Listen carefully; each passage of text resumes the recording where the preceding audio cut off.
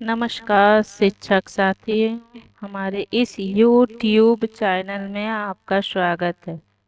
आज हम इस चैनल के माध्यम से कक्षा 6 के गणित विषय में आभास समय के प्रकरण 5.2 आभास संख्या पर चर्चा करेंगे। और हाँ, इस चर्चा से पहले आपसे आग्रह है कि मेरे इस चैनल को लाइक और सब्सक्राइब जरूर करें, जिससे आपको अलग अलग विषयों पर पाठ योजना और शिक्षण सामग्री मिल सके। आइए अब हम इसके प्रकरण 5.2 आभास संख्या पर चर्चा करते हैं। इसका अध्ययन उद्देश्य है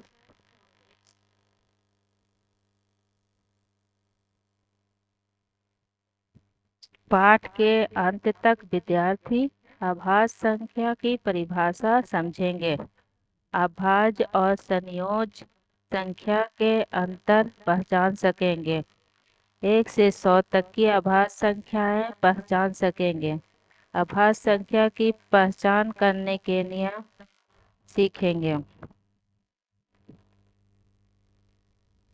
पूर्व ज्ञान।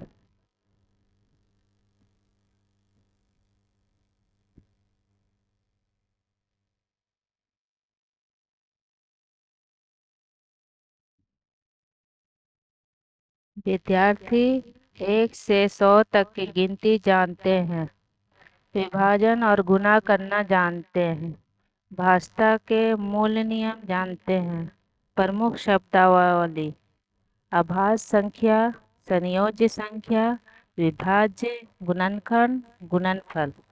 शिक्षण सामग्री: ब्लैक बोर्ड, व्हाइट बोर्ड, चौक, मार्कर, चार्ट, 1 से 100 की संख्या ग्रिड, रंगीन मार्कर, आभास संख्याओं को छांटने के लिए पीपीटी यदि संभव हो, कागज पत्रक। गतिविधियां और शिक्षण प्रक्रिया: पिछले ज्ञान की पुनरावृत्ति। गुणज क्या होता है, गुणनखंड क्या होता है, प्रस्तुति, परिभाषाएं समझाएं। प्रश्न पूछे: क्या आप जानते हैं कि कौन सी संख्या केवल एक और स्वयं से कटती है? 2 और 3 जैसे आसान उदाहरण से शुरुआत कर। मुख्य क्रियाएं: आभास संख्याओं की परिभाषा दे। आभास संख्याएं वे संख्याएं होती हैं जिनके लिए केवल 2 ही भाजक होते हैं। एक और स्वयं संख्या। उदाहरण दे: 2, 3, 5, 7, 11 आदि। 2, 3, 5, 7 आदि केवल 2 ही गुणनखंड होते हैं। एक और स्वयं, ये अभाज्य होते हैं। 4, 6, 9 संयोज्य संख्याएं हैं। संयोज्य संख्याएं वह संख्या होती है जिसके एक और स्वयं के अलावा भी गुणनखंड होते हैं, अर्थात ऐसी संख्याएं जो एक और खुद के अलावा किसी और संख्या से भी विभाजित हो सकती है।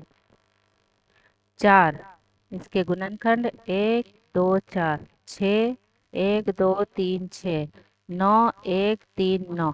एक सिर्फ एक ही गुणनखंड है, ना संयोज है ना अभाज्य है। 1 से 100 तक की ग्रिड पर आभास संख्याओं को खोजे।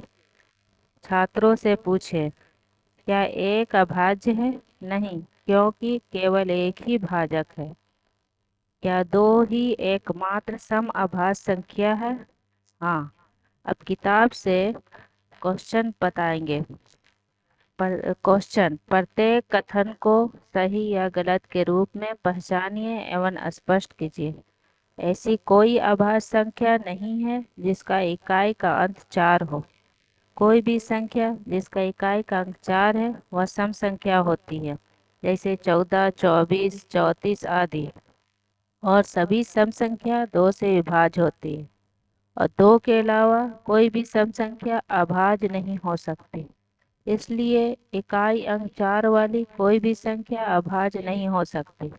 अभाज्य संख्याओं का गुणनफल भी अभाज्य हो सकता है। 2 या अधिक अभाज्य संख्याओं का गुणनफल हमेशा एक संयुक्त संख्या बनता है।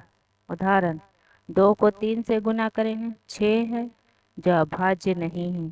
3 को 5 से गुणा करेंगे 15 है, जो भी अभाज्य नहीं है। केवल एक ही अभाज्य संख्या खुद का गुणनफल है, लेकिन 2 या अधिक का नहीं। अभाज्य संख्याओं के कोई गुणनखंड नहीं होते। हर अभाज्य संख्या के दो ही गुणनखंड होते हैं, एक और स्वयं।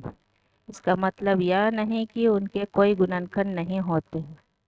सही कहना होगा, अभाज्य संख्याओं के केवल दो गुणनखंड होते हैं, एक और वह स्वयं। सभी सम संख्याएं भाज्य संख्याएं होती हैं। केवल दो एकमात्र अभाज्य संख्या है, अन्य सभी संख्याएं भाज्य होती हैं क्योंकि वे दो से कटती हैं। परंतु यह कहना है कि सभी सम संख्याएं भाज्य हैं गलत है, क्योंकि दो अभाज्य है। समीकरण अभाज्य बनाम संयोज के बीच अंतर दोहराएं। एक छोटा क्यूज करवाएं। मूल्यांकन क्वेश्चन 13 क्या अभाज्य संख्या है? 15 के कितने भाजक हैं? 1 से 20 तक की सभी अभाज्य संख्याएं लिखो। 2 क्यों मात्र एक सम अभाज्य संख्याएं हैं? गृह कार्य 1 से 50 तक की सभी अभाज्य संख्याएं लिखो। 5 संयोज और 5 अभाज्य संख्याएं पहचानो। कोई दो संख्याओं का अभाज्य गुणनखंड करो।